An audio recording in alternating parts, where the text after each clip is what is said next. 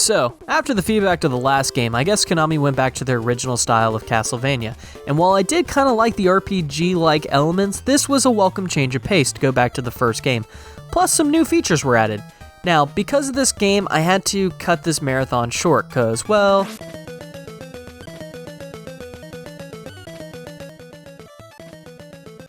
this game is really hard. Probably the hardest in the trilogy. I have no experience with this game, so let's go ahead and just dive right in. This is Castlevania 3: Dracula's Curse.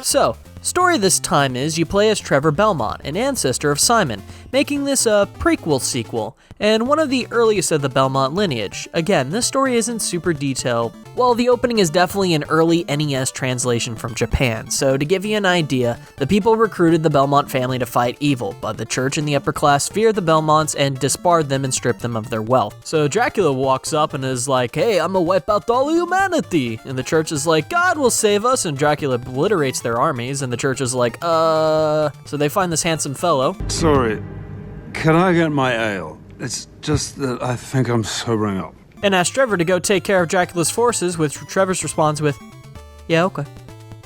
So he takes his vampire killer and goes save the people of Europe from the forces of Dracula. So I get it, Dracula's bad, we gotta kill ghouls and demons, no problem, just another day for a Belmont. And also, he is called Ralph Belmont in Japan, which... And with a flute up his nose, Ralph Wiggum. That's some nice fluting, boy. Yeah, good to go with Trevor, and your journey consists of you going from point A to point B. Well, the matter of how you do that can vary. You can choose your path after a level, giving you an extra level of replayability, and based on your choice, Trevor will enlist the help of people along his journey. You have Grant Dynasty, Sypha Belindaise, I don't know if I pronounced that right, and Alucard. Hey kids, wanna see a dead body? No, not that Alucard. But could you imagine?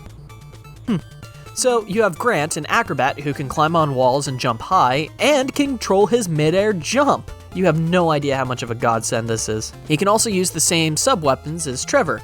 In the beginning, Grant's actually pretty fun to have along, but not my favorite, and that's Sypha, a witch who they try to get you to think is a dude, but she's sporting a big set of spells that can dish out serious damages, with her fire spells and her ice spells that can freeze enemies, as well as projectiles. I believe some bosses, but Death wasn't having it.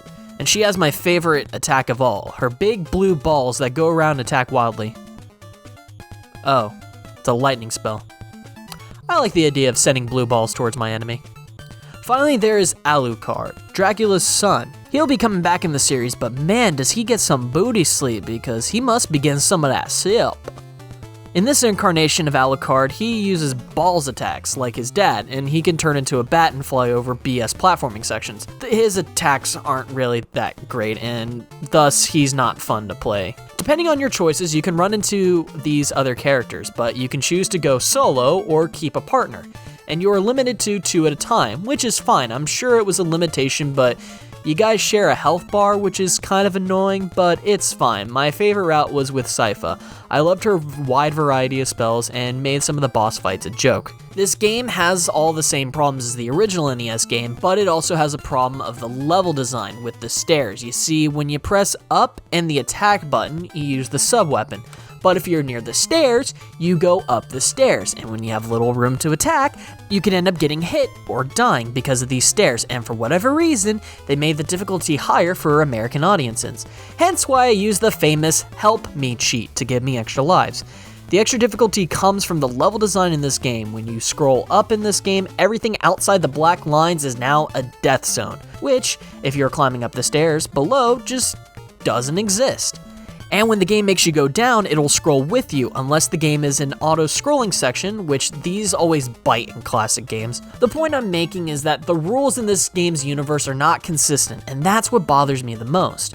After making your way through Dracula's castle, the game throws back to the first game with the level design and music, which is a nice nod to the first game, or nod forward timeline-wise? I don't know.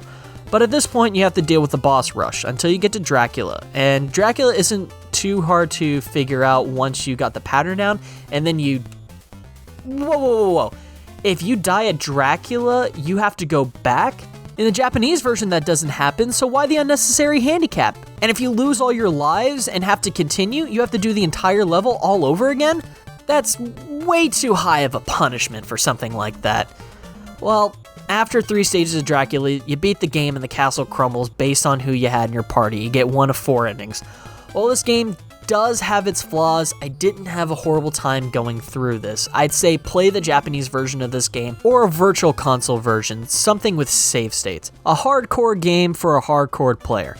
But we aren't done, because I was planning on making 4 reviews this month, so I decided to make this a double feature. Let's move on to Super Castlevania 4 on the Super Nintendo.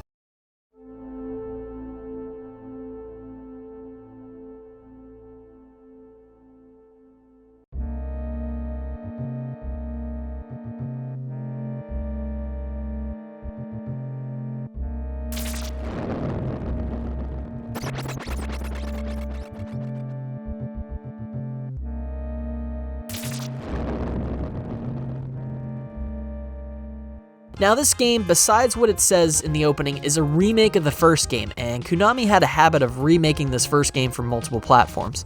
So for the Super Nintendo, we got Super Castlevania. I played this one back in high school, but it's been a long time, and this game made serious improvements over the first. For one, you can whip in 8 directions, and oh yes, Castlevania! Sorry. I just like the idea of Simon just lazily flailing his whip at enemies. Sub-weapons make a return, which can help for long projectiles, but nothing really beats a fully powered up vampire killer. The music is probably one of my favorite in the series. I really get a kick out of Simon's theme as well as the remaster of Bloody Tears. As far as remakes go, the update to the controls are really nice. For one, the sub-weapon is mapped to the R button, making it easier to use in tighter situations. You can influence your mid-air jump, but nothing compares to jumping on and off the stairs. It is so nice not having to worry about stairs over a pit. Speaking of, I always found it fun to walk up the stairs backwards. I always made it a goal to try and style up my way whenever I could.